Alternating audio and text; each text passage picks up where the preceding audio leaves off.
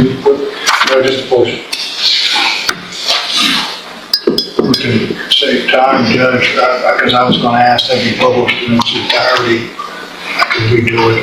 How much is it? How long? It's a 15-minute phone call, Your Honor. Okay. You want me to play? You can play your part now, and then you can play your part in a minute, or you can play the whole thing. Whatever you want to do, I'm fine either way.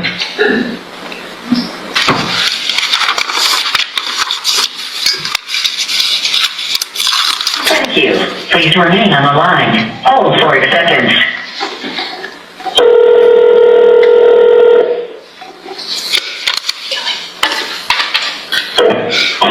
This is a repaid call from Cherry Road. your call has been accepted. Hello? Hey? I don't know. Maybe she just don't want to have to deal with this trial and trying to hide it and stay away from it because she don't. Your Honor, for the record, I have forwarded to just past the 10-minute mark on this phone call to play my portion. Okay. Like all this stress and shit. Well, I don't know. I'm gonna just let it go for a while. My trial is, my pre-trial is December the 8th. I'll go down there and hopefully they'll make me an offer. If they will offer me 25 on that, and we'll be done. If they try to offer me anything else, or they don't offer me anything else, well then we'll just go to trial. Yeah. Because, trial is like 5 to 99, okay? I could get as little as 5 years or as much as 99. They're not going to give nobody 99. I'm not like a psychopath, sociopath, crazy ass, I'm not none of that. I had a bad day, I dealt with it wrong, I fucked up, and then I'm got to deal with it. So, the only problem is the judge and the prosecutor both the judge is running for re-election, the prosecutor's running to be a judge, so they're going to try to use my shit because it's so high profile shit to make them look good. So I'm pretty sure I won't get much of an offer at all. Because that 40-year offer was like an insult. I'm 68 years old. 40 years, you got to do 20, so I'd be 88, and then I go before the parole board, and Tiffany's going to be there to say no, and then I got to wait another 6 months and go again, possibly. I'll be fucking 90 years old before I get out, and then I got to deal with parole for the rest of my life. Oh, fuck no. No, I'm sorry. I'm not accepting. Oh man, in their 40s, people die in their 40s and 50s all the time. That'd be sweet. Yeah, that'd be sweet. I'll pee in a cup, send it to y'all to pour on her grave. I'll do that. The courtroom falls silent as a decades-old murder case reaches its emotional conclusion. Prosecutors play a recorded jail phone call in which the defendant casually discusses possible plea deals, complains about the justice system, and makes disturbing remarks that leave everyone in disbelief. Rather than expressing genuine remorse, his words reveal a shocking lack of empathy, setting the stage for a powerful confrontation with the court. State of Texas rest, Your Honor. Thank you, Mr. Burbank. Thank you, Mr. Nichols. Mr. Burbank. Re-rest. I didn't know what section he was going to play, and I'm fine. Is there more that I need to hear? No. All right. So no other witnesses? No witnesses, Mr. Burbank? No, Your Honor. All right, Mr. Burbank, you may make argument. Hey, police court, counselor.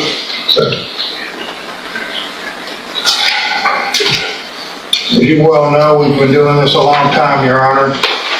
I guess I longer than you, and there are no winners in this case. Problem with this case is that it was, I guess, called upon or detected or police were notified and she was found. It might have turned out differently, or there were other facts and circumstances that might have arose. There's a couple of things I'd like to, but it didn't. And no matter how you look at it, Your Honor, if there were facts and circumstances at the time of this incident, they're bygone and they're not here anymore because of the 25 years of where that Kimberly was placed. And that's the sad part about this. When you look at this and you look at people in reference to representing him as a defense attorney, I look at things. For instance, in State's Exhibit number 1, I wanted to make sure that the court realized that no matter what, it was not talking about Kimberly Langwell. It was talking about the daughter. And as the court is well aware, there is also a civil trial going on in reference with her family. So dumping pee on the grave was whose grave? Who's he talking about? He's talking about the daughter. What and daughter? not her, not Kimberly. The daughter's alive. I know, they were talking about it. Okay. And it had to deal with the civil case that's currently pending. Okay. It was not for Kimberly. And it's reflected in that, Judge, in reference to things that supposedly she should have done about telling about Mom.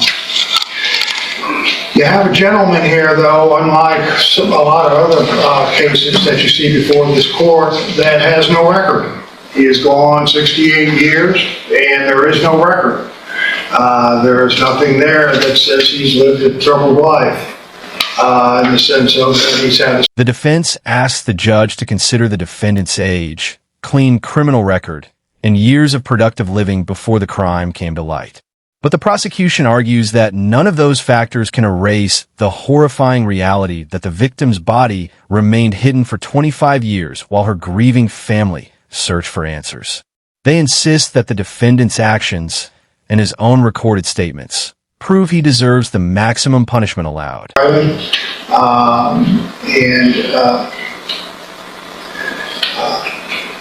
He's sorry for what he did. He's tried to explain within the PSI and in reference to the version that he's given. I can't tell you what, if any, consideration that you may be able to give him. Based on the ultimate facts and what's happened. But you have an individual that has not been in trouble, that has been employed, except he kept a secret.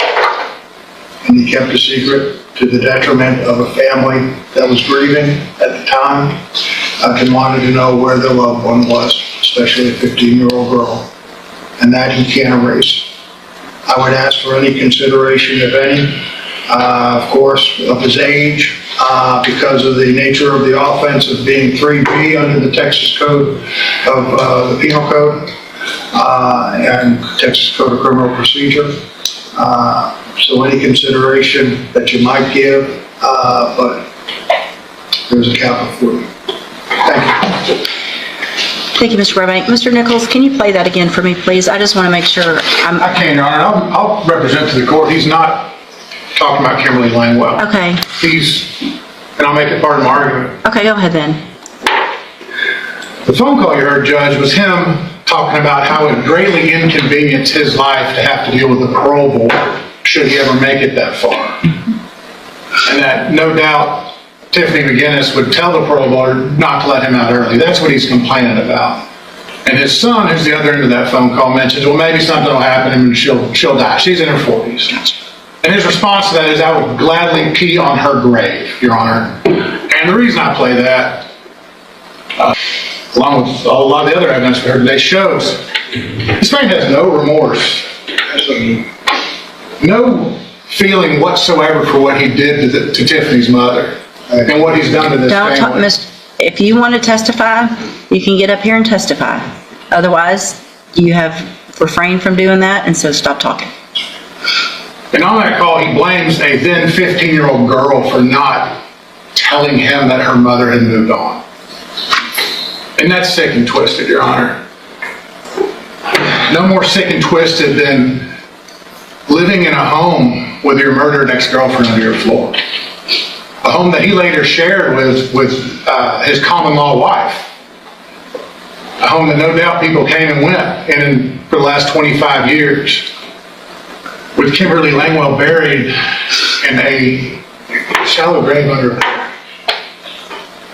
When the judge finally speaks, the courtroom is gripped by emotion, calling the defendant's behavior psychotic and condemning his complete lack of compassion. The judge declares that 40 years is the only appropriate sentence under the plea agreement, and even admits a harsher punishment would have been justified if legally possible.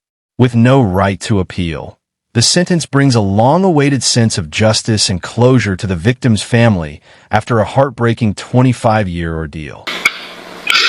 It is vile, it is inhuman, and it is not worthy of any consideration from the court, Your Honor. Cap is 40 years because of his age, and I'm asking the court to enforce that full 40 so Terry Rose spends what's left of his life behind bars, Your Honor, because that's what he deserves. Thank you. Thank you, Mr. Nichols.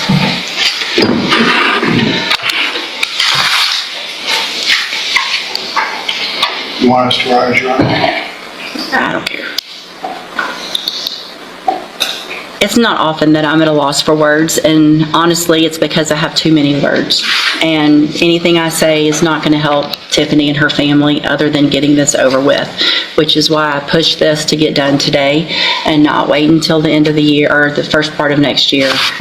But there's just certain things that I can't even look past to not point out. The fact on that phone call that you said you're not a psychopath is just beyond me. Who isn't a psychopath that kills someone that they once cared about and buries them in their house and lives on top of them for 25 years? I would think that's the definition in Webster's dictionary of a psychopath. It's not a bad day. It's a bad 25 years for her. I mean, it's the nonchalantness about how you spoke about this told me way more than I really needed already with what I had. But that is just the fact that you think for some reason that me running for re-election or Mr. Nichols running for election has anything to do with what we're doing today. It does not. You can ask anybody here, any of this law enforcement. I've never made a decision because of politics, and I never will. And Tiffany's right. 40 years isn't enough. There is a part of me that wishes I had not accepted this plea agreement and that we had gone to trial last week. Because I do think a jury would have given you life for 99 years. I actually do. If they had heard that, you would have gotten that. And the fact that you thought you wouldn't is the most narcissistic thing I think I've ever heard in my entire life. So, I mean, there's just so much more. The billboard, I mean, it's insane. It's psychotic. That's what it is. I'm going to find that you previously entered your plea of guilty freely and voluntarily. I hope that today gives Tiffany at least some final closure on all of this and her family. I'm going to sentence you to a term of 40 years in the institutional division of the Texas Department of Corrections. If I had 50, I'd give you 50. If I had 60, I'd give you 60. Whatever it was that the cap was going to be, after hearing all this, it would have been whatever it was. You will receive credit on that sentence for any time that you've been in custody that the law gives you the right to receive. You're going to be handed a trial court certification that shows this was an agreement, so you have no right to appeal, which also is one of the only reasons that I accepted this plea agreement, because that does make this final. So there's no appeal, there's no chance of anything happening, it's over. I highly doubt that this matters, but I am required to read this to you. Because of the judgment entered against you, you're ineligible under Texas law to possess a firearm or ammunition. Possession of a firearm or ammunition could lead to charges against you. If you have any questions about that, you can talk to Mr. Burbank about how long it is or the eligibility. Again, I don't anticipate that being an issue. I want to thank every single law enforcement officer that's here, really on behalf, I think, of Tiffany and the family as well, Mr. Nichols and Mr. Canal, for the work that's been put in for 25 years to finally get this taken care of. At this time, you can go.